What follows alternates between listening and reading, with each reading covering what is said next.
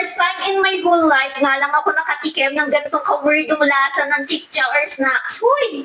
Hi guys! For today's video nga is i-review ko sa inyo etong ang trending ngayon ng chicha sa TikTok. Huy! 100 plus nga lang po ito kapag bumili kayo ng isang box. Dumating na ako sa akin ang pangit ng box. Siguro nadaganan, kaya.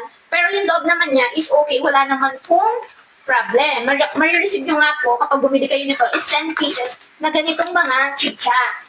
So, ang isang piraso, ang laman niya is 16 grams. Take note, may mga sili-sili siya.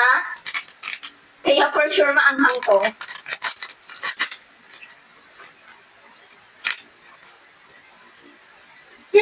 Grabe yung amoy niya, guys. Amoy chicken curry na amoy turmeric. Malakas yung amoy. Amoy spicy din. Tapos, ganito siya, guys. Ang cute, di ba? Tikman natin. Malutong. Masarap, guys. Ang buti na lang meron ako nitong spirulina super green. Guys, maanghang siya. Hindi ko alam kung kakayanin ito ng bata kasi naanghangan kagad ako. Ang sarap niya. Ang weird ng lasa niya, first time ko makatikim ng ganitong lasang snacks. Pero masarap. Hindi siya makumpare yung lasa niya sa ibang chicha. Ang unique niya, ang unique ng itsura niya kasi pakaba. Hindi siya makalat kainin.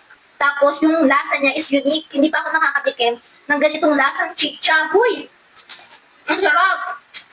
Hindi ko alam kung magugustuhan ng bata dahil maanghang. Tapos yung lasa niya is kakaiba. Kakaiba yung lasa niya, guys. Hindi ko alam kung magugustuhan to ng bata, pero for sure, magugustuhan to ng mga taong mahilig sa spicy at mahilig sa malasang snacks. Katulad ko, mahilig ako sa mga kakaibang lasa. Ganun yung lasa niya, kakaiba. Masarap. For me, masarap siya. Maanghang.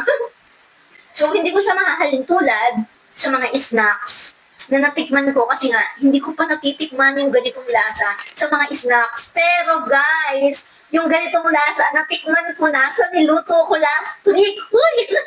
Nakakatuwa, first time ko lang din magluto ng last week. Alam niyo ba guys kung anong lasa niya? Ang lasa talaga nito, B. Lasa siyang shawarma rice. Ang kaibahan lang, maanghang to, pero yung niluto ko last week is hindi maanghang. So, mas masarap to kasi meron siyang sipa ng anghang unlike dun sa niluto ko. Okay na okay to sa mga spicy lover, sa mga gusto ng maanghang, yung gusto ng may pagkalasang turmeric, chicken curry, ganon. For me, gusto ko yung lasa niya. Sobrang malasa. Sa mga manghihino, magugustuhan din to, guys. So, 10 pieces na ganito yung marireceive mo, 100 plus pesos lang. Kaya naman, sulit na sulit. Kapag gusto mo siyang ibenta, huwag na lang mag-presyo kung magkano mo siya pwedeng i-presyo. Pwede siguro 20 pesos kasi unique naman yung lasa niya. Or gusto nyo nga rin po ng ganitong snacks ni Chocolate Crispy Spicy Strip. Ilalagay ko na nga lang one link dito sa yellow basket o di kaya naman ho ay sa comment section. Yun lang po. Thank you for watching. Kuting-ting. Bye!